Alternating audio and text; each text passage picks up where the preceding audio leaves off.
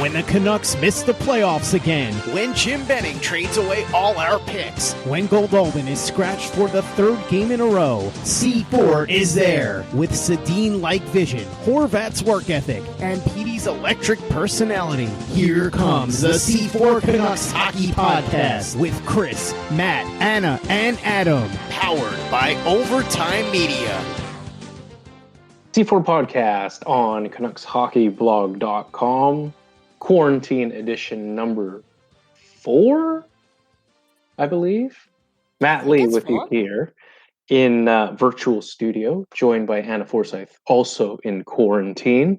Anna, how are you doing? Yeah, I'm doing okay. Still, staying safe, staying distant. Kind of getting used to it, honestly, a bit. If I'm not mistaken, you are working from home. Is that correct, or? I'm mainly working from home, but I do go into the office one day a week, and there's usually either one or two other people there, so it's pretty quiet. And it's on UBC campus, and that is completely deserted, so it's a bit weird. But are you also working from home? I'm also working from home. Mrs. Producer also working from home as well. I don't know about you. Do you go out to do the essential purchases of groceries every now and then as well? Yeah, I'm trying to, minimize that. So I'm trying to go on big shops and then leave it for as long as possible. But yeah, I am really getting down to stuff in the back of my freezer now. So I think I need to go out again. We've been watching a lot of Walking Dead lately on Netflix, and we've gotten used to calling our grocery runs, quote unquote, supply runs, as it were now. We are living in the pretending you're in timeline Walking Dead. of The Walking Dead right now. I mean, if anything, it makes it a bit more exciting, a bit more of an adventure. Yes, except less people trying to kill us. You don't know that. Yeah. Missing in action today, Chris Golden at Light Force, celebrating the 3rd birthday of Baby Force. Not so much Baby Force, I think, is what we should be calling Toddler her now. Force, I guess. Toddler Force, yeah, that sounds about right. The other toddler of the podcast, Adam Ovidel Carter, also not in the podcast right now. But Anna, some exciting news. We'll be joined for the very first time in the C4 podcast by friend of the show, Thomas Drance. He, of course, from The Athletic, senior writer covering the Vancouver Canucks. Thomas Drance will join us later on in the show just to end things off. And lots to get into, I think, with Thomas Drance and what's been, I don't know how I would describe it, maybe a very one-of-its-kind first year for him covering the Canucks in his current capacity with The Athletic. Yeah, I'm sure it's an adventure for him to come back into this side of the sport. And then this kind of happens. The season blows up a little bit, but I think he must have a just really unique perspective on hockey because of, sort of playing on both sides of things, as it were. Right. So looking forward to catching up with Thomas Drance to talk about, let's say, the usual things regarding hockey, maybe who's his MVP candidates of the year for the Vancouver Canucks, how optimistic, I guess you will, how he feels about this team's future in the long run as well. I'm sort of curious to hear some of his road trip stories and him sort of talking about his first year with the Athletics. So some of those behind the scenes things, if you will, gotten a lot of great content out of Thomas and Harmon Dale throughout the season on the Athletics. So looking forward to sort of discussing about the ideas for those kind of segments and stuff. Yeah, it's definitely been worth our while kind of investing in the Athletic, that's for sure. I think it took a massive step up in this past off season, and it's been a really great year. Yep. So we'll hook up with Thomas Drance later in the show. Also going to be talking today a little bit more, I guess, Anna, about the current ongoing COVID-19 pandemic currently affecting North America. I think there's a little bit of conjecture about maybe the NHL picking things up in some empty arenas if possible, but we'll talk about that as well because it wouldn't be a podcast without assessing the current situation. Also talk about a little bit about some of the behind the scenes things that have been happening with the NHL. Here at Sportsnet, they're airing a lot of classic Canuck games. So we'll talk about some of those classic games that we've been seeing over the last couple of weekends. We'll talk a little bit about the YouTube chat, if you will, between Dan Murphy and Tyler Toffoli, who we caught up with from Los Angeles. Bo Horvat was on Spit and Chicklets, so we'll talk a little bit about that podcast appearance as well. And I've got down here Tiger King discussion. We're talking about Tiger King, huh?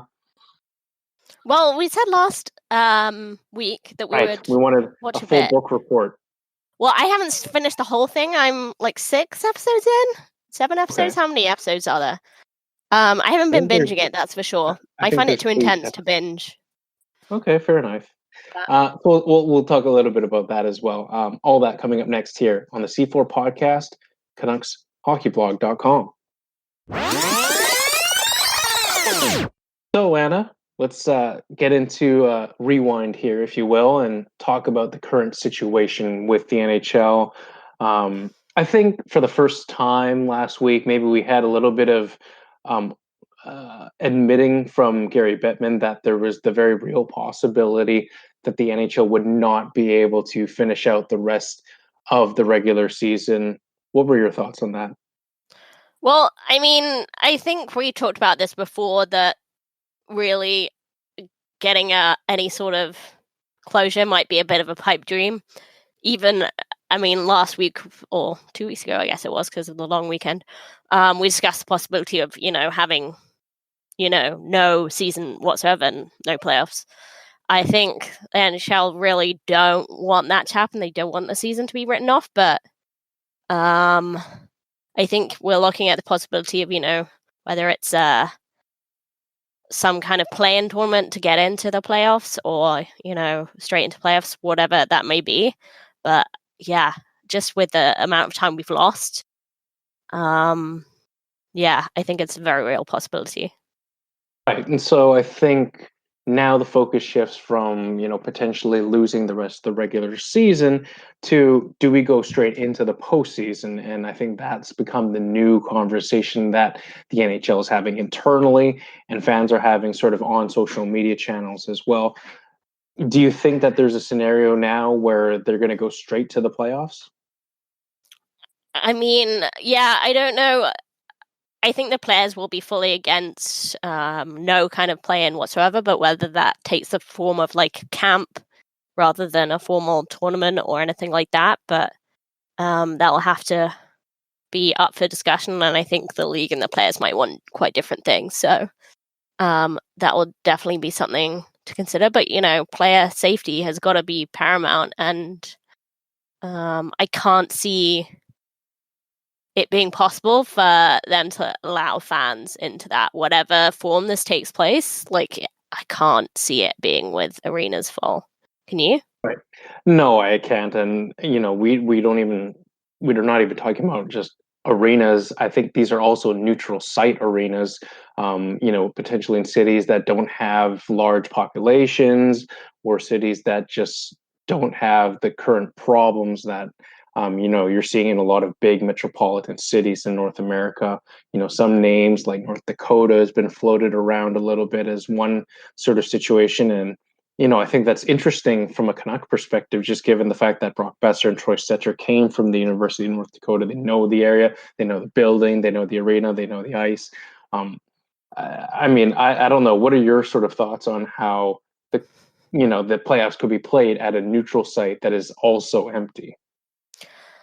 Yeah, I mean, I'm in two minds about it. I understand wanting to finish the season and have that closure and finality, but a lot of the stuff that players and fans love about the playoffs is, that intensity, the being on the road, the being like playoff atmosphere in your home arena, the hostile atmosphere on the road, and that whole adventure of playoffs. So I just think it would feel a little soulless if it was in this neutral arena.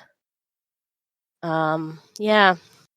I mean, I think, I've made my opinion on this clear in our previous episode, but I just feel at this point, the NHL is clinging on to this faint hope of being able to have tangible playoff revenue that they are otherwise going to end up forfeiting if they just cancel the rest of the season, playoffs included.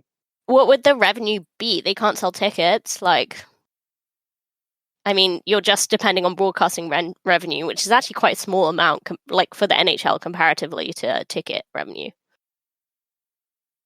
Yeah, I mean, I think part of that is also like part of the TV deals and stuff that they have. I'm not sure what kind of business sort of backroom problems could arise from the NHL not having live games on TV, and they've got those big deals with NBC and with Rogers Sportsnet.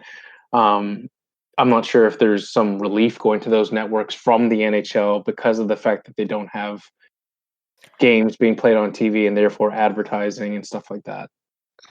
Yeah, I do think that that's a major concern for the NHL, because not just whether, they'll be reneging on their contract by not broadcasting games, and then that kind of jeopardizes the future contract, because broadcasters, they've promised them all this money, and then it's like, well, if you're not going to broadcast games, maybe we can get out of that and start giving you less money in the future. Yeah, fair enough.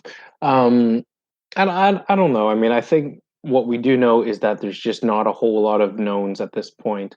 What we've seen so far from the NHL is almost all conjecture, and it's that they're committed to having the season being ended with a Stanley Cup winner. And I think that's what the NHL wants, and I think that's what they're still planning on. But I think a lot of dominoes have to fall for the NHL to award a Stanley Cup this season. Anna, you've seen this especially in the United States, which is just getting hit hard right now in this current pandemic. I just don't know what has to happen. I mean, like, could you potentially have all NHL teams in the postseason housed in one city at one hotel and playing those games? I mean, it feels like you've mentioned previously, very, I don't know if this is the right word, but it feels a little bit like a sham. It's a skeleton, a shell of what an NHL playoffs should be. And as well as that, I think logistically it would be very tricky. I mean, if you're going to have, say, even if you had it in two cities, one in the east, one in the west, you're going to have two teams at the same time. It would have to be, it's still a lot of people being in one town at once, with the press, the team, the staff, the hotel staff that would need to be there to keep it going. And it's just a lot of risk still at the situation we're currently at, as you say, especially in the States. I think we've seen over the last week with all the lockdown protests that are going on and President Trump trying to reopen a lot of public spaces, we might see them have another spike of this pandemic. Right. And, what we've seen here in BC from the provincial health officer is that there's still what people are talking about, a second wave to come. And, if the NHL potentially starts back up in July, August, and this thing carries into September, if you will, well, I mean, current models are showing that that could be when that second wave starts to hit as well. So I think that's got to be on the minds of the NHL as well. I mean, at some point, there are too many hurdles for the NHL to say we want to have a Stanley Cup awarded.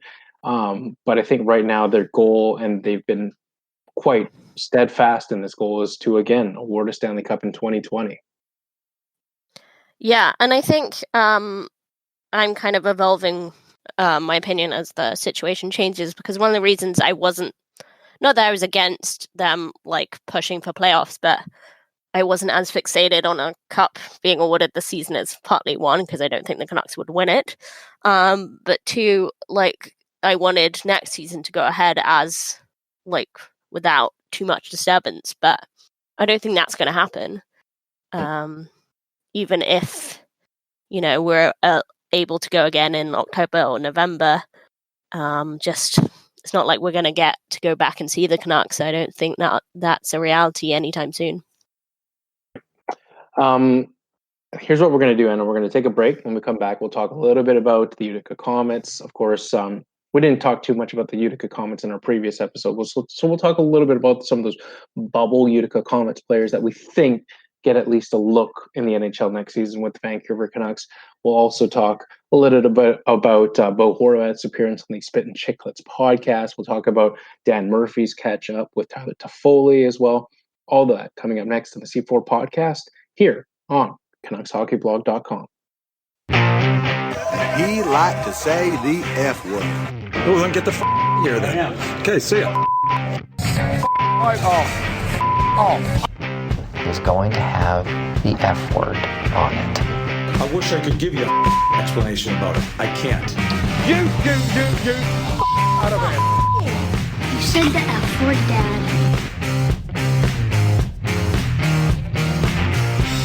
You called me the F word. You obviously tuned in to the Bo Horvat appearance on Spit and Chicklets. Did you sort of have any big takeaways from that one that you thought were really interesting? Well, it was just interesting to hear him in a less formal capacity. I mean, that show is pretty casual. And, you know, being on a show like where he can curse and just be a bit more relaxed was quite interesting because, you know, he's quite a button-up guy. Admittedly, I didn't listen to this episode. So I did skip to the interview because I did try and listen to parts of the episode, but those aren't my type of guys. But does good old Rodney Ontario boy Bo Horvat actually swear in his appearance?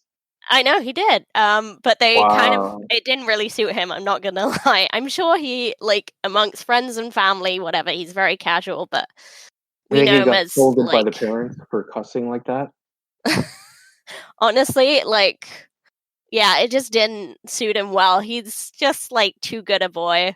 I don't really believe it. I just can't see it. It's like watching Captain America scolding others for using language. Mm-hmm. And I know you're not the biggest Marvel person, but I mean, come on. I get the gist. Yeah, he's wetter than white. Bo Horvat in colorful language is like oil and water. They just don't mix together. Yeah. Honestly, I was kind of relieved in a way that he didn't really suit those guys. He was a bit like, it was definitely more casual, but he's, you know, playing with the rougher boys rather than being one of them himself. So that was kind of nice to hear, actually. But yeah, it was interesting. It's quite different from his, you know, usual media appearances where he has to be quite sensible. I do think it's reassuring a little bit that the Bo Horvat you see portrayed in the media and on social media channels is the Bo Horvat that we know. Like, he's not this different person when the cameras aren't on. No, which is good. But I mean, he's just lovely. You know, he was talking about going back to Ontario and growing up in the London Knights program, and his wife's curling. Did you know that she, like, curls for BC? Holly Horvat? Okay. Sorry, I didn't know that part. Come on, you got to know these things when he's the Dad Lee's neighbor. Oh, of course. Not that I see Holly Horvat curling out in the backyard or anything like that. Yeah, I presume not, but yeah, apparently Bo has tried it and he's very bad. So, have you seen Bo Horvat post on Instagram? He just ripped Holly Horvat for her shot. Yeah, I thought that was a bit cruel to his, like, whatever, 7-month pregnant wife. So in case you missed it, Bo Horvat posts a story on Instagram, and it shows Holly Horvat taking a shot at, I think it was a net with the shooter tutor on it or something like that. And Holly Horvat just like whiffs on it completely. Like, it just sails like 3 feet to the right. And he said, I hope something along the lines of, I hope our kid doesn't have her shot or something like, or I hope our kid has my shot or something like that. Yeah. Just like, give her a break. It's just like, Bo Horvat is a savage though right now. Yeah. But so I think he's a good kid, just like Gus, good old Gus. Oh yeah. Who recently celebrated his birthday, by the way, if you noticed that. Yeah, I think he's must be 5 now. He looks quite old, that dog, even though he's only like 5. It seems like everybody has a dog on the Canucks. Oh yeah, do you see Thatcher Demko got one? Thatcher Demko got a dog, and I believe he met Dodger Toffoli over the weekend as well, if I'm not mistaken. Yeah. Man, it's sad how this is what we're discussing, but man, what a time to be alive. They're cute dogs. Yeah, we'll talk more about Canucks dogs. And I don't think I mentioned this on a previous show, but if we did mention it in Discord, I was out for a walk with Mr. Producer, and we ran into Zach McEwen in English Bay. Right. So the funny story With here, his which I little- didn't, right. So the funny story here that I didn't mention in Discord, we were actually walking behind Zach McEwen and his girlfriend, and we saw a baggie come out. Like I believe we saw a baggie fall out of Zach McEwen's shorts, and at first I wasn't sure if something fell out of Zach McEwen's shorts or something, but I noticed it on the ground after, and when we went up to it, I could see that it was clearly dog treats.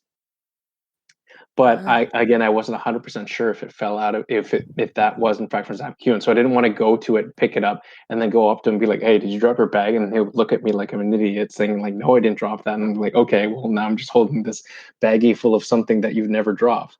But I look in the baggie and it was clearly dog treats, right? And then like 5 minutes later, wonder what you're gonna say when you said baggy, yeah, but yeah, yeah. yeah. So it's a baggie full Yeah. of dog treats. But then we just didn't do anything about it. I didn't go up to him and say like, "Hey, you dropped this" or anything like that. So about 5 minutes goes by on the walk, and we're still sort of trailing behind Zach McEwen. And his girlfriend's like, "Where are the trees?" And Zach McEwen is like checking his pockets. He can't find them and stuff like that. He's like looking everywhere for it. And Zach McEwen's girlfriend goes, literally, "You had one job." I could hear her say that to him. And That's brilliant. he's like still he's looking around like he's got like four different pockets in his shorts, and he's like feeling around like, "Oh man, I swear I had it." And so, and I'm thinking in my head like, man, I could have like picked it up and given him the baggie full of dog treats and saved him the grief. But here I am, like, yeah. but again, like in my Failed situation, as a Canucks fan. I did fail as a Canucks fan, but I didn't actually know for sure if it was in fact something that he dropped. I couldn't tell because there was like some people in the way as well. But anyway, I could have saved Zach McEwen from getting hassled by his you could have girlfriend. said, "Oh, you guys are looking for something." There was something dropped back there. I wasn't sure if it No, was. I thought about that too, but I didn't do that either. So I mean, that would be decided slightly not to say weirder, anything. but still. Wouldn't that be a little awkward too, though? Because then you seem like the creepy Canucks fan who's following him around. A little bit. 22. So the lesson learned here, kids. If you see a stranger, doesn't matter if they're a Canuck or not, but if you see a stranger drop something, just be the nice person and pick it up for them, even if you're not 100% sure. Yeah, because you could have saved a domestic. Yeah, it was a domestic argument, and as a guy, you can relate. You had one job, Zach McEwen. Did he sound super East Coast? Because I wonder if he's losing his accent. I didn't. I did talk to him very briefly. Just said like, keep up the great work, and I love the way you play and stuff like that. And he just said, "Hey, thanks," and stuff like that. He said it in a very nice way, so he was very nice about it. Super laid back guy, but I couldn't really discern if he was losing that PEI accent that he has. He is PEI, right? Yeah, he's from PEI. I just love like he has this interview with Comets and Cars getting coffee. And he has to say car a bunch during that, and it's quite entertaining. Oh, he says it like car. Yeah, it's super weird. Yeah, I'm told Newfoundland accents or PEI accents are kind of weird. They are, but yeah, I wouldn't put accents on your resume anytime soon, Matt. Well, you sound like you're from London. Anyway, let's get back onto the talk. Speaking of Utica Comets, and there we go. Good segue. I know. Thank you very much, Zach McEwen. One thing's for certain in my mind, I don't think Zach McEwen is going back to Utica. No, he's an NHL player for sure. Which of those bubble players on the Canucks, like we talked a little bit about? No, I don't think we did. But obviously, it was announced that Nikolai Goldobin will not be back in North America next season, signing a deal with the KHL. So he will be off to Russia. And well, let's start with Goldobin. And I mean, obviously, that was an experiment that didn't work out. I think there was a little bit of talk about how he felt that he didn't have the trust of Travis Green. What were your thoughts on Goldobin and his time here? Yeah, I think it's a shame. He was definitely a very skilled player. And it did seem like the standards he was being held to were at times quite tricky. Like they were moving the goalposts quite a lot, but clearly he was not ever going to fit into Travis Green's system or the way he wanted to play. Because Travis Green will invest in players that he believes in. See Jake. For one example. So,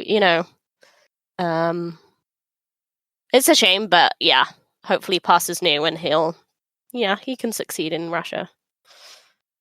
Do you feel that he was right when he said that he didn't earn the trust of Travis Green? Because I think that was also the case for Jake Virtanen. But here's Virtanen, and he wasn't healthy scratched a single game this season for the Vancouver Canucks, if memory serves. Is that someone who simply rose to the challenge, whereas Nikolai Goldobin did not? It's hard to say. We don't know what's going on. I do know, they were very concerned about Jake Virtanen in the offseason, Travis Green included. But clearly he's been able to turn it around. Obviously, not an ideal start with training camp turning up unfit, but he did work hard this season, and I think he has improved. But yeah, I think it may be style of player, personality clash as well. What are your long-term views of Goldobin? Like, are you simply ready to give up on him? Like, the Canucks have to make this decision on whether or not to qualify him to retain his NHL rights, or they could simply walk away from him, and by the time Goldobin's 2-year deal in the KHL expires, he can sign with any team. Do you feel that he's at least still worth qualifying, or are you simply saying this was a failed experiment that just didn't work out? Yeah, in terms of level of player, of course he would be the kind of player that you would want to qualify and see where you are down the road, but I do think that the Canucks have kind of already decided that he's not the type of player they want to move forward with. He's not the player they want to move forward with, and that's not a bad thing. Maybe he'll have a better future with another team down the road. Right. I mean, I don't know. I think 2 years from now is a long time. I think things could change. We don't know if Travis Green will still be here with the Vancouver Canucks in 2 years' time. I think there's every bit of possibility that maybe Goldobin matures a little bit and he suddenly sort of understands what it takes to stick in the NHL. If the cost is to simply just qualify him as a player, I think it's asset management, to borrow a word from Chris, is that maybe you just hold on to the guy's rights and you never know what happens 2 years from now. Yeah, I mean, I do agree with that. As you say, we don't know where we'll be in 2 years' time. Don't know if Jim will be here and when Travis, because I do think, if the organization were set on Goldobin, it wouldn't really matter what Travis thought. Yeah. You know what I mean? By that, I mean, I don't see that, for example, Louis, I don't think Travis is set on, playing Louis, but he's kind of had his hand forced. Yeah, fair enough. Talking about other Utica Comets players right now, have we seen the end of Sven Baertschi? I don't know what to think about his one, but I don't know. Every player in Utica says that Sven Baertschi is just a whole nother level. He's an NHL player. They don't understand really why he's still in the AHL, but there's a reason the Canucks never have left him there. Pretty much. The Sven Baertschi era is over in Vancouver. It was very obvious going at the trade deadline that the Canucks were looking for a taker for Sven Baertschi to find him. Oh yeah, definitely. Go home, and we knew that there was some rumors that Columbus had been circling him. I think Sven Baertschi, like we've talked about in the past, was a player that in 2015, 16, 17, 18 was good for the Canucks. But as the Canucks get deeper, as the Canucks become more competitive, that squeezed Baertschi out a little bit more.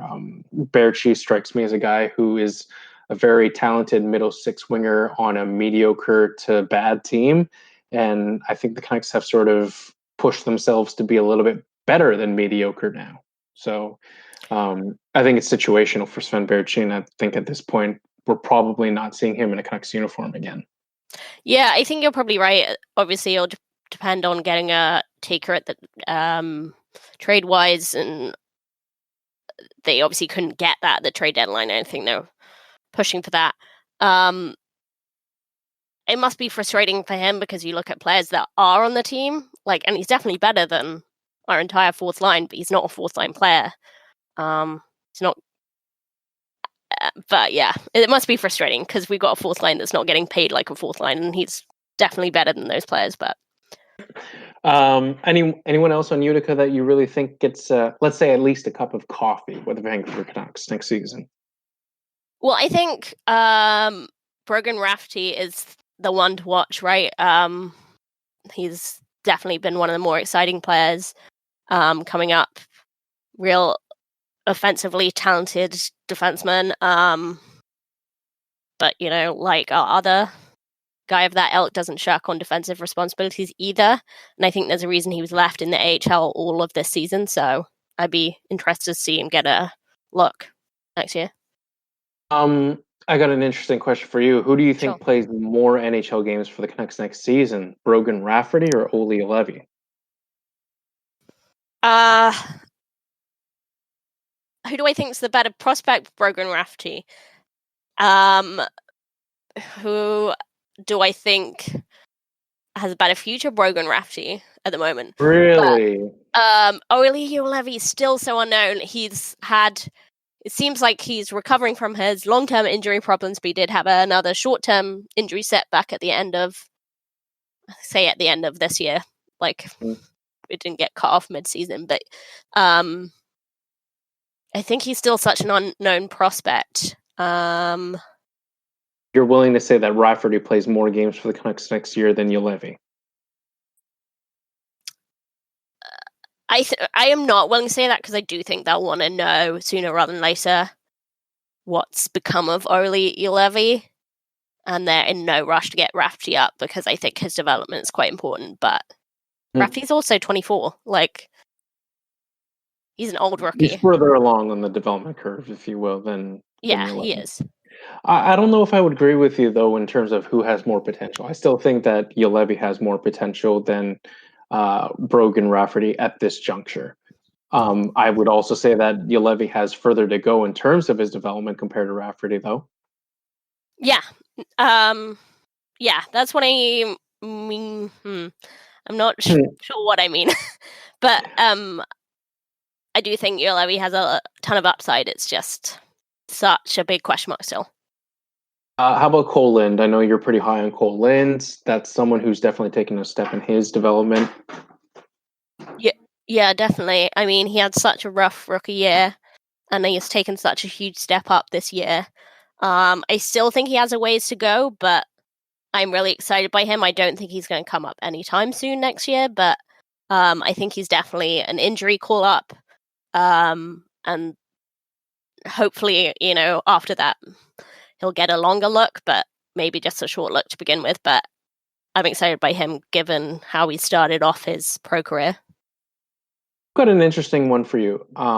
We talked a little bit about this with Cam Robinson in the past, but I'm super curious to know if Brogan Rafferty and Ole Levy get leapfrogged on the depth chart by Jack Rathbone. Yeah. It's definitely interesting. Obviously, Canucks Nation are great at hyping up prospects. They're still ways away. So, but totally admitting that Jack Rathbone had a exceptional junior season this year, and I think that it does seem clear at some point sooner or later, whether it be now or a month from now or 2 months from now, that he'll sign his entry-level contract to play for the Utica Comets next year. I mean, I think right now the hype on Rathbone is quite high, and I think that there is the possibility, however remote, that Rathbone sort of leapfrogs those two guys on the chart and really knocks down the door for an NHL spot at some point next season.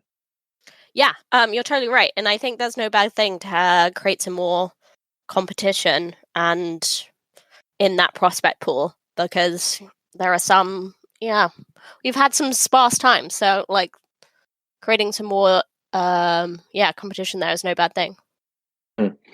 Anyone else really that jumps off your list? We haven't talked about him too much, but Nils Hoglander, I think, is going to be on the radar to potentially sign with the Canucks at some point as well. That's got to be another one that's on the radar.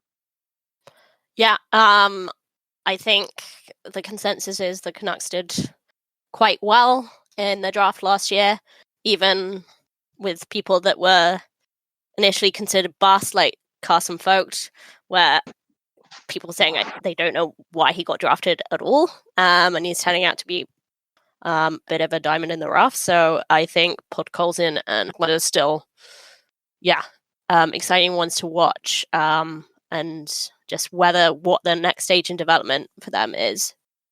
Fair enough. The last thing, maybe. Sorry. Yeah, to but jump in that, I think he's taken some strides. I still think he's a way off, but he's taken some strides this year. I think he's taken strides, and I think in a situation where one of the two Canuck goaltenders are hurt, I have no problem with picking up or calling up DiPietro to play in a pinch in a backup role. However, I think for me, and you can tell me if you disagree or not, but for me, I'm still a little bit sour about how he was thrust into his very first NHL game, that shellacking that the Canucks took against the Sharks. Oh yeah. Some of that still actually a little bit bothers me, because I feel like as a player, you never forget your first game, and I think that was a tough first game for him to be put into. Yeah, for sure. That was brutal, and the way the Canucks handled themselves that season around the goalie issue wasn't great. It does bother me as well, but I think it will show his character, the ability to bounce back from that over the next season or so. Right. Couple more quick hitters before we get to the catch up here with Thomas Drance. Anna, have you watched any of those Sportsnet replays that have been going on every weekend? Yeah, I don't have a TV, so I'm not getting too much of them. But I do, but not. I don't have channels. But I am kind of enjoying the general reminiscing around it, and all the nostalgia. I did spend this past Easter weekend an entire day watching a full day of cricket that they replayed. That started at 4:30 in the morning, my time. So yeah, I think it's really interesting that that's what we're having to go to, and it's kind of great in a way. You just cherry pick the fun games. You get to rewrite history in a way and scratch out the ones you don't want to acknowledge. Yeah, no kidding. I think most recently Sportsnet airing a old game where the Canucks played the Colorado Avalanche. I think you may remember this game. The 2018 I was at that game, I think. Okay, so it was I believe it was a 7-6 win in overtime. The one where Derek Pouliot scores the winner off of the Colorado player in overtime. Man, and did you see the Canucks ice in that game? It was rough. It's almost hard to believe that just a year and a half ago, the Canucks were icing a defense core that consisted of Michael Del Zotto, Ben Hutton, Eric Goodbranson, Derek Pouliot, Alex Biega, and I'm missing somebody. Edler and Tanev were injured during this game. I'll look it up very quickly, but it was, it's pretty rough. So Del Zotto, Pouliot, Goodbranson, Biega, and Stetcher. Sorry, Troy Mitchell, who I forgot. No. Troy is the strong candidate in that lineup, really. Yeah, that was. I mean, you look at the Canucks defense now, with Edler and Tanev, being held together with duct tape and everything. But Quinn Hughes makes all the difference to that defense. Oh, it does. Now, doesn't he? It does.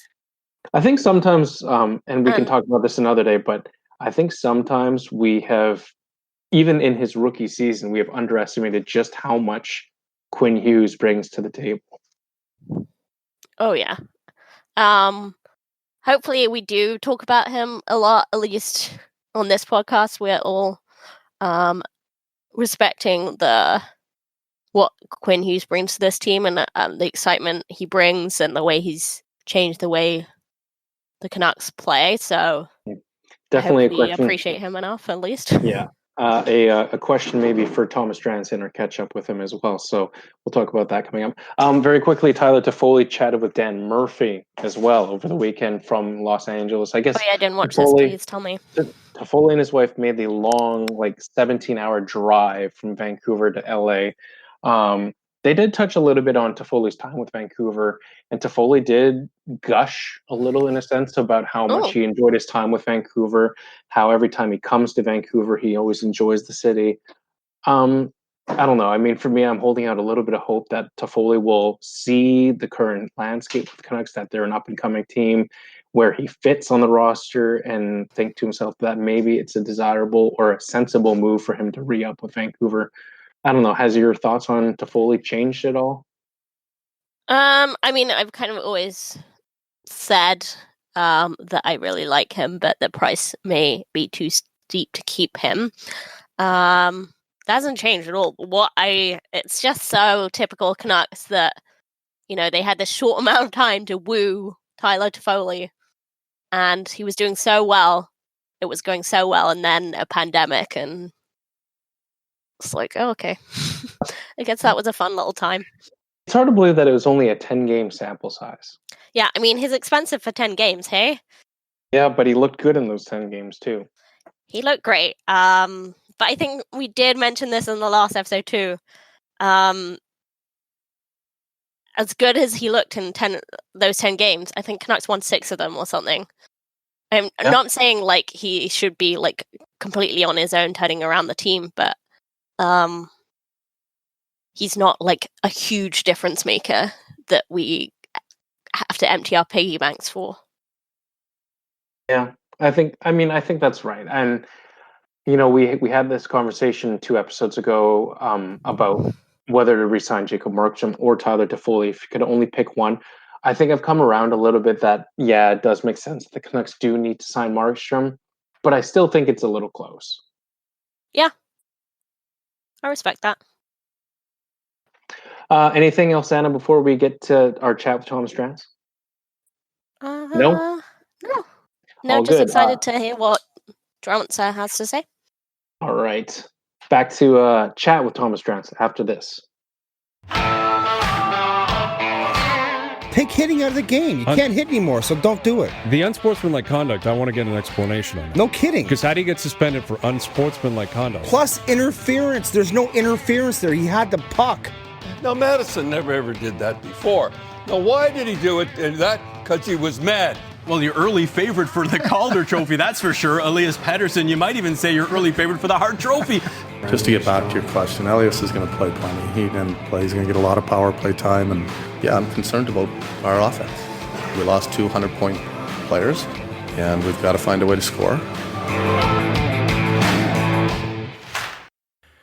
Pleased to be joined for the very first time on the C4 podcast by Thomas Drance, senior writer with The Athletic. Drancer, how are you doing? And thank you for joining us. Well, thank you for having me, Matt. Good to chat. No, things are doing okay. I'm taking this very seriously, wearing a mask when I'm at the Shoppers Drug Mart and disinfecting all my groceries rigorously outside. So, I'm not sure that I've kept a firm tether on my sanity, but at least I'm still producing work and my family seems to be healthy and coping all right. And I hope that's the case for you and for all your listeners too. Awesome. And thank you for mentioning that your family's doing great. That's very important. Crazy times for all of us, of course. I want to know, how have you been keeping busy during these crazy times? Yeah, I find that I'm actually really busy.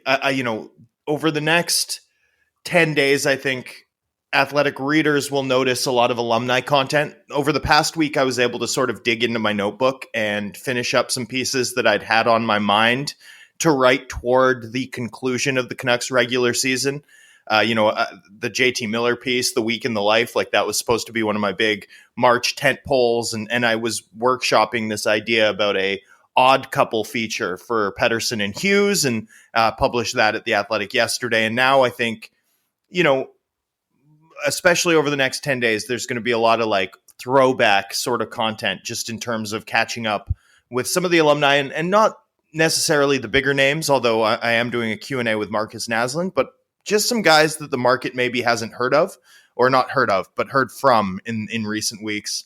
And just some stories that I remember being excited about as a younger man that I sort of just wanted to flesh out, retell. And so, I think there'll be a little bit more of that over the next 10 days or so. And, I've got like 7 interviews lined up for the next 24 hours. So spending a lot of time on the phone, spending a lot of time just talking to people, workshopping ideas and, trying to produce the sort of content that for Canucks fans and obviously sports has taken a back seat right now to issues of life, death, and financial security.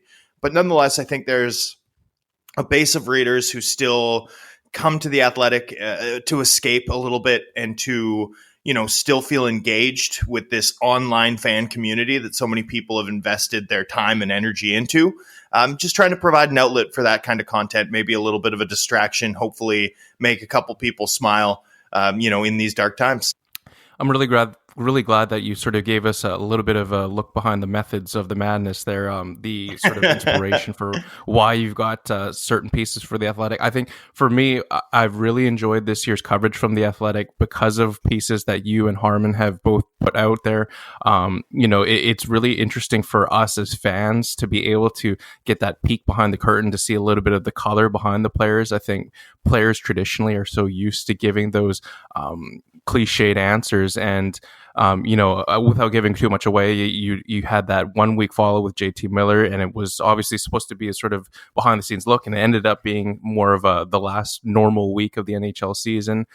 You've got a Q&A with Nikolai Goldobin after he's bolted for the KHL. There's so much in there which really captures the emotions of players that you don't always seem to get in just the locker rooms alone. So I think that's really what has set The Athletic apart this year from some of the competition. So I think we'll get to a little bit more with your time with The Athletic so far in season 1. But I think that's, for me, what I've really enjoyed about this year's coverage. Thank you. I really appreciate it. It's important, right? Totally. It's important. It's important, I think, to not just ask the players about hockey. People are interested in what restaurants these guys like, how they enjoy Vancouver, what they do when visitors come. So, we've just tried to be disciplined about bringing that to people, and the response has been really gratifying. It's been awesome to see. For sure. I think the important thing is to always show that hockey players are people too, and you don't need to treat them all the time like hockey players. And I think that's what you guys have encapsulated a lot so far.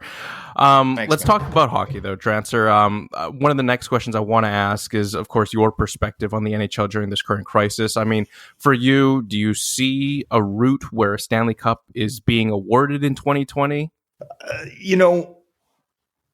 Possibly. I mean, it's just going to depend on priorities and how the league wants to sort of handle this and how long, you're willing to cope with the disruption. But, I think the key thing to remember is, short of, setting up some biodome approach in a less afflicted locale, and, everyone quarantines for 2 weeks before they quarantine outside the safe zone. You move thousands of people probably into the safe zone, including on and off ice officials, team staff, support staff, chefs, doctors, on and on. I mean, you could maybe see that working, but you have to really get to a point where you're testing most of the participants every week. And until societally we're at a point where you can test at that volume without siphoning needed resources from the healthcare sector and from communities, it's hard to see how that works. And again, you can dot your I's, you can cross your T's, you can set up a, sort of closed system or biodome essentially for an event of that scale. And all it takes is one positive test to put the whole thing at risk. When I talk it through, it just strikes me as something that seems a little pie in the sky. I don't think that the league will be able to restart with that kind of an approach. So, that sort of leads us to one of the softer options, which would, again, require some pretty significant progress in terms of, contact tracing and testing, and pretty significant progress in terms of flattened curves. And I mean, maybe we're in that situation. Hopefully we're in that situation in 6 to 8 weeks where we can begin to consider that. But I'm pretty skeptical based on, the variety of outbreaks that we're seeing, outbreaks at different stages across major metropolitan areas, including a variety of NHL markets in North America. And so, I think it's going to be pretty difficult. I think it's going to be really hard for the league to finish and conclude the 1920 regular season this year. And, where I'm a little more optimistic and hopeful is that I do hope that by the fall or early winter, that the 2020-2021 season can start, if not on time, then thereabouts.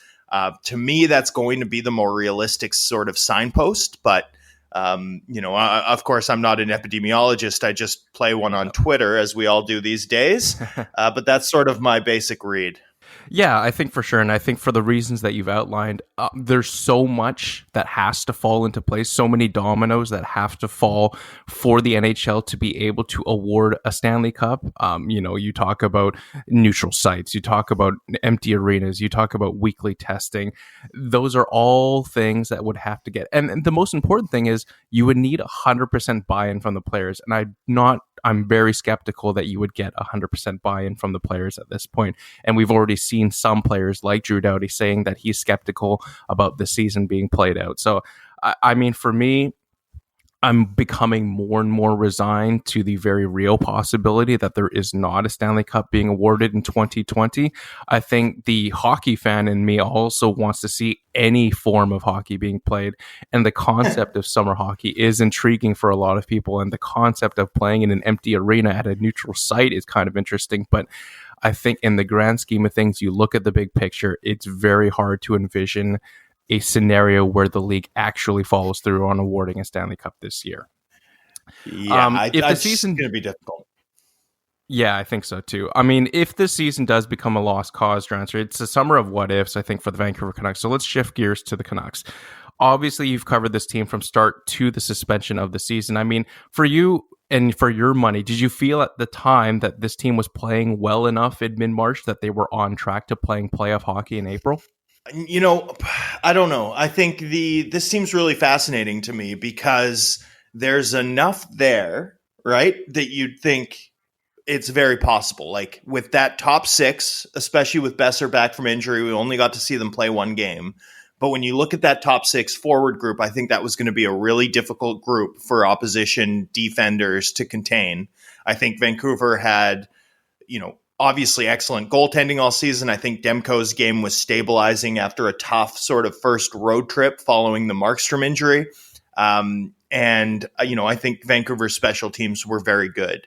So that's a nice mix. But when you look at sort of the other side of it, which is persistent depth issues and far too permissive defensive play, there was also enough sort of reason to believe that they were, going to come up short.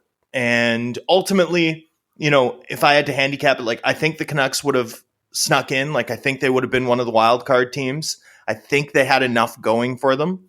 But I also think that, it would have been close. And I think that essentially tells you that, this Canucks team is roughly who we thought they were going into the season. I mean, maybe they exceeded expectations by, 4 or 5 points above what I would have really thought prior to the year. I thought they'd be an 89, 90 point team. I think they were trending probably to be closer to a 93, 94 point team. And, so, I mean, there was some good work done, obviously some tremendous improvement from the likes of, Quinn Hughes and JT Miller. I mean, those two especially made a massive impact on the top end of Vancouver's roster. But, I still think there's some flaws that this club needs to address, specifically in terms of their blue line quality and forward depth going forward. If they're going to sort of, capitalize on the last year, next season, assuming it's played, of Pettersson and Hughes' sort of entry-level deals. Fair enough. I'm curious to get your thoughts on this one. If you were placing a first place, second place, and third place vote for MVP on the Canucks this season, who would be your top three and why? Well, for me, number one's Markstrom, just because he was so good and papered over. Excuse me. He was so good and he papered over some of the club's defensive issues so effectively. I don't think they are where they're at without a workhorse starter playing at the extraordinarily high level that he was playing at. So for me, Markstrom would be one. For me, Elias Pettersson would be two. And I know that's not a very popular pick in the market, but when you look at what Pettersson did in terms of his power play impact, his even strength impact, how different the team is whenever he's not on the ice, the penalty differential that he drew, and on and on. I mean, I think Pettersson was one of the most valuable players in the league from a raw perspective. And I mean, for me, he would be my second pick on the Canucks, and third would probably be, it's a toss up for me between JT Miller and Elliot and Quinn Hughes. I'd probably give the slight edge to JT, just because at the end of the day, Hughes was unbelievable. I mean, Hughes bends the game like very few players do, much less 20-year-old players. But JT Miller was often playing like 23 minutes. He was taking 15 draws, throwing 5 hits. Like, he was physically assertive. He does all this smart spatial problem solving stuff on the breakouts that really help Vancouver maintain possession. And he pushes his teammates in a way that I think a lot of the younger guys, guys like Bo Horvat, guys like Pettersson, guys like Besser, even guys like Hughes sort of responded in a positive manner to. I think he made a significant impact even beyond his on-ice contributions, and his on-ice contributions were extremely high-end. I think that's a totally defensible top 3. I think it's also important just to touch on Quinn Hughes like you did there. Going back to Hughes a little bit there, I think a lot of us didn't really know what to expect for a full season from Quinn Hughes, but I don't think many people expected the season that he did have. For you personally, how much did he surpass your expectations for the season? I don't know that he did. I expected Quinn Hughes to be really good. Like, I thought Quinn Hughes would be a really, really valuable piece for the Canucks. I thought he was a game changer for especially their offensive attack. Like, I thought when I thought about Vancouver in previous seasons, I sort of thought about this team that lacked dynamic transition game from the back end. And I thought about a team that, needed an injection of speed pretty significantly. And I thought Hughes was going to provide that. Where I was maybe impressed or surprised was how advanced Hughes's defensive game became so quickly, in terms of, how he utilized stick checks, in terms of how he quickly assumed a matchup role for the team. Those are sort of the things that I was surprised by. But, overall, I expected Quinn Hughes to be a Rookie of the Year contender this season. Like, I really thought he'd be unbelievable. And I thought he'd be the guy who led the Canucks in minutes sort of by the tail end of the season. So, I had really high expectations for Hughes just based on what I'd seen of him in World Juniors in the last 5 games of the season. What I sort of heard and grasped from talking about people who know U.S. college hockey better and had watched him play. So for me anyway, I mean, Hughes was unbelievable, but I also expected him to be unbelievable. And what a treat for Canucks fans that they'll get to sort of watch him and Pettersson especially, but also guys like Besser and on, grow together as a young core. I mean, the pieces are there, like the fundamentals are there for this team to, build around them and be pretty imposing a year or two down the road here. Yeah, I think that's a good segue into our next sort of discussion here. You talked about those fundamental pieces that the Canucks do have in place. You've got your Pettersson, you've got Hughes, you've got Horvat and Besser as well. You've had now almost a full season to sort of look at the young pieces in place. You've seen the hockey played both on the Canucks and league-wide as well. I mean, in your estimation, how confident are you about this team's future prospects of seriously contending for a Stanley Cup? Do the key ingredients that the Canucks have, are they the right pieces that you need to build this team around? Yeah, I think the core pieces are. I mean, I think there's a possibility that Pettersson and Hughes become a template, not just for the Canucks, but for the league, in terms of these two guys who 5-6 years ago, people would have sort of been a little more critical of because of, size and physicality and on and on. And now in this new speed-based, possession-based NHL, they could be like the next sort of Bergeron Chara or Taves Keith or Stamkos Hedman. Like, these guys could reshape how we think about team construction. I mean, that's how good I think they are. So when you're talking about that level of talent, when you're talking about that level of sort of core pieces, I think there's no question that this core is good enough to compete with the best of them, and not just in the future, but already. Like, we already saw that this year.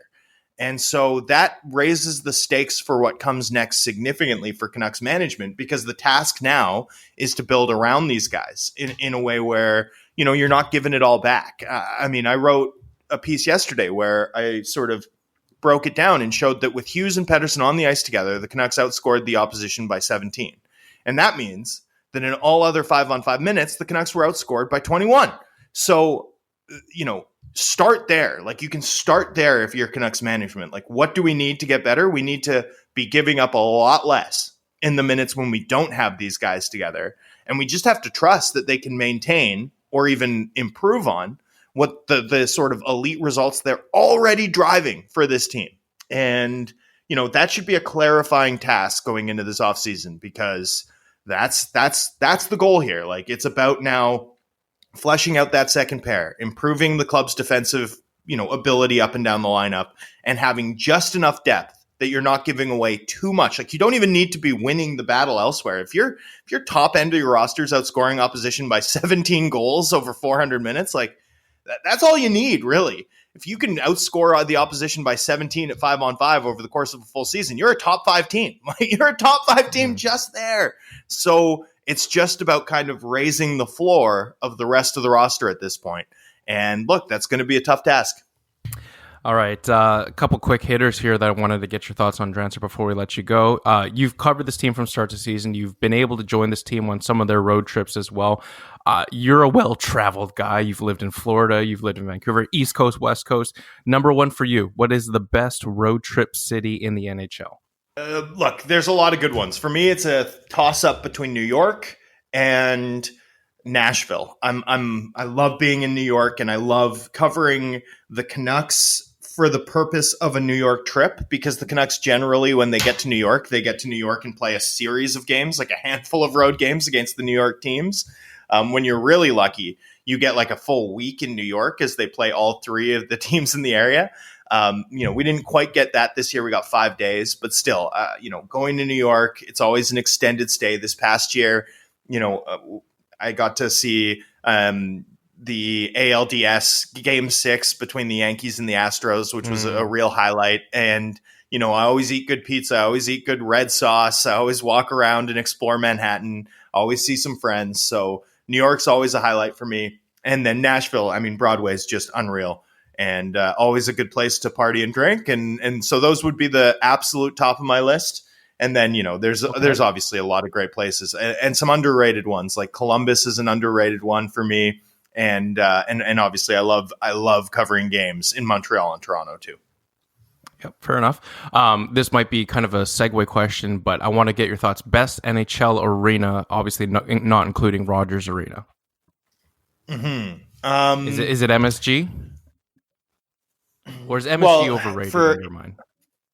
No, the atmosphere at MSG is phenomenal, and the press box is tremendous. But the entry is annoying. The elevators up and down from the press box to the dressing room are annoying. Like, there's some things about MSG, because it's not just the Rangers building, that make it a little bit more tricky.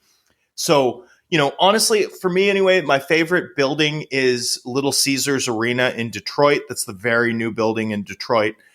Two things I love about MSG. One, the press box is completely new, and they designed it to be like the suspended press box at Le Centre Bell in Montreal, and it's the best press box. Like, it looks like what you'd expect the press box to look like in a Star Wars movie, where for whatever reason there's a scene featuring sports reporters. Like, it's perfect. And the other thing that Little Caesars Arena has is actual Little Caesars food during the media meal.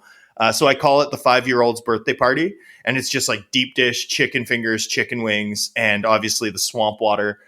Sort of mix all the soda pops together. I love covering games in Detroit for that reason.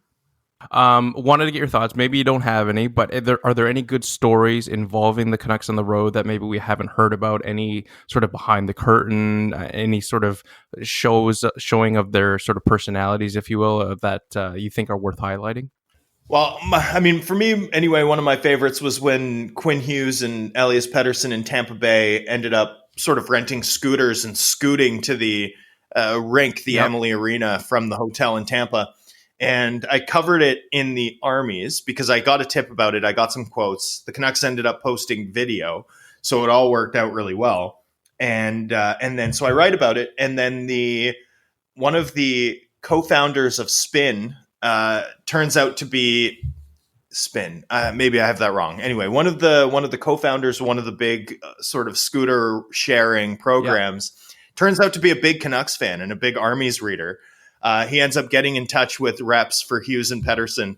And I think they're designing custom scooters to drive around Vancouver, something that I'm sure I'll do a story about at some point. But those moments are always fun, like where a story becomes read by someone else and becomes another story and on and on. I mean, that to me is just a good sign of sort of the low-key, fun-loving kind of demeanor that Hughes and Pettersson both sort of share, enjoy together. And I think it's part of what makes them so joyful to watch on the ice too, is that these are guys who, have fun together, have fun playing together.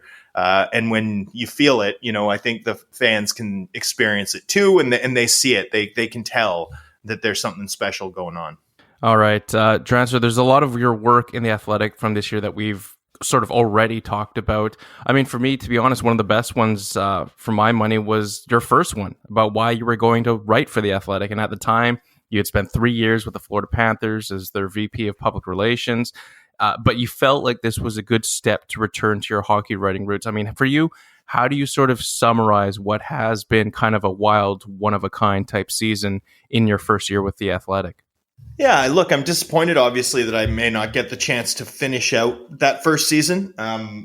But, there's bigger things to worry about at the moment, and that's life sometimes. But, when I came to Vancouver and I came to The Athletic, when I returned home, I wanted to make sure that I was, I was taking care of a subscriber base built by my predecessor, of course, Jason Botchford, and, producing Canucks content and Canucks coverage in a way that his readers would appreciate, that paid tribute to some of what came before while being conscious of carving out the space for us to, sort of chart our own course forward. And so, I'm really proud of like the Armies and the collaborative nature of that and how people have embraced that, as something that they like and that they may be like Wyatt's version's the best, but nonetheless, they are into the sort of different dynamics and the fact that, all three of us had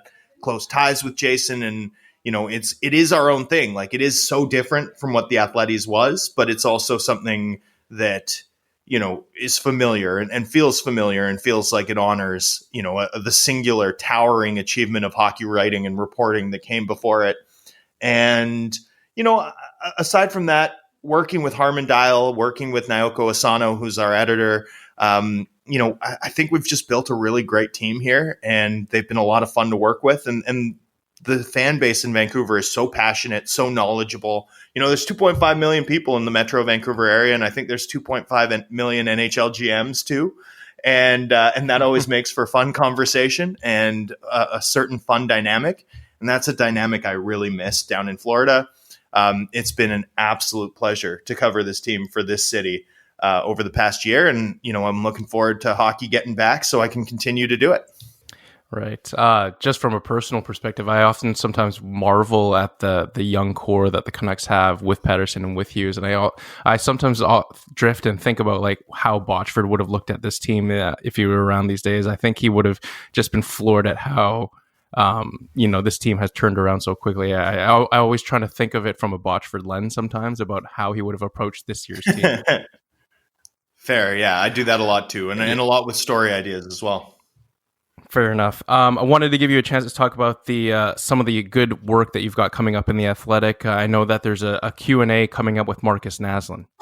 Yeah, we're going to do a subscriber Q&A with Marcus Naslund. So people have already pulled their questions. If you would like to submit more, please go to theathletic.com/Vancouver. You'll be able to find a link and submit a question for Nazi, but obviously very kind of Nazi to take some time to chat with us and answer questions from our fans. A lot of fans are bringing the heat. A lot of fans want to relitigate the choker speech and on and on. So always good fun. And, Naslund's always a good sport, and he's been very good to the Athletic Vancouver and the VIPs over the years. So looking forward to that. And then the other thing we have open right now is our first ever Canucks fan survey, where we're polling the market for opinion on a variety of, Canucks-centric topics regarding the direction that this team's going in. So for any of your listeners interested in becoming a VIP, we've got a 90-day free trial running right now. You can sign up, read all of the great stuff that The Athletic has to offer, not just on the Canucks, but on the NHL in general and on a variety of other North American sports in addition to the EPL. All right. Last thing before I let you go, Drance. The simulation between you and Harm in the best Canucks, the two rosters that you guys had in the post-cap era. Yeah. I don't know how you won Sedin that Cup? series. Yes, I don't know how you won that. Like, friends and we're in a big group chat, and we're all discussing like the merits of Team Drance and Team Harmon, and we're like, how does Team Harmon lose the Sedin Cup with that roster? There was no way he should have lost. Well, I had the two best players in the series and a better blue line. And sometimes that elite talent and defensive play matters in the playoffs. And that's what I had. So, I wasn't surprised. I thought I would win the whole time until I went down 3-1. Then I had some doubt. But look, veteran experience and a willingness to play dirty sometimes counts. Yeah, fair enough. Fair enough. Thomas Drance, senior writer with The Athletic. Thanks so much for joining us. Hopefully get you back on not too far away from now. Yeah, my pleasure, man. Anytime. All the best. Be safe. So, Anna, as we wrap things up here on the C4 podcast, our thanks to Thomas Drance again for catching up with us, talking about his first year with The Athletic, talking about some of his memories that he has for the Vancouver Canucks this season, some road trip memories, if you will, as well. Thanks to Thomas Drance, hoping to catch up with him on a later episode. Anna, some thoughts? Do I have any thoughts? Several. Last thoughts before we Last thoughts. the C4 podcast. Are we going to quickly talk about Tiger King? Yes, we can talk very briefly about Tiger King. I just feel like it's the binging topic that everyone's talking about. So bearing in mind that I'm 5 or 6 episodes in, I haven't finished it yet. How crazy is this show? Sometimes when you watched it, I think it was almost hard to believe that it was real life. Yeah, like this and I know happened. everything gets edited together and whatnot, and timelines get crunched, but you just think, I've seen the weirdest thing I'll ever see. And then it drops a bomb at the end of the episode, and you just think, oh no, there's more craziness. Yeah. I mean, are you you're a Joe Exotic guy or a Carol Baskin guy, whatever? I mean, they're all crazy. I think someone said it best, where the only redeemable character on the show is the dude with no legs. Right? Yeah. Oh, and the campaign manager. I kind of liked him. He seemed kind of Joe naive Exotic, and sweet. Campaign manager, yes. Yeah. I think someone pointed this out on Instagram that the whole Joe Exotic thing was like the quote-unquote hillbilly version of Game of Thrones. Right, but real. Real. Yeah. Saying Joe Exotic. I mean, they was have like dragons in that. They have tigers in this one. Yeah, it wasn't too far off. Let's put it that way. Yeah, it just seems weird that like we never heard about any of this before. Like it wasn't that long ago. Yeah. Hmm. Yeah, I had Weird one. no recollection of any of this before I started watching the show. No. Do you have anything else that you've been binging or anything? Well, you know what? I haven't gotten around to it yet, but I'm sure you've seen it a little bit. But the Michael Jordan documentary, which was airing from ESPN, I think the first 2 episodes are on Netflix as well. So I'm going to catch up on that either tonight or tomorrow. Right. Yeah. I know you're not a basketball gal. I'm not but a basketball. It's still very but much, I think, appointment viewing, even if you're a casual basketball player or basketball fan. Just because Michael Jordan, at his peak, was like, I don't know if there will ever be another athlete that was so universally watched as, I don't know if there was a player as better at his sport than Michael Jordan. Let's put it that way. Yeah. No, I totally know what you mean. I think it's kind of so rare that you'll have players like that in any sport. Like, I guess hockey, there's the kind of Gretzky, maybe, but there's still arguments about like Lemieux and like all these other players that you could throw in as the best one, and I don't think anyone's held it down like as much as Jordan has.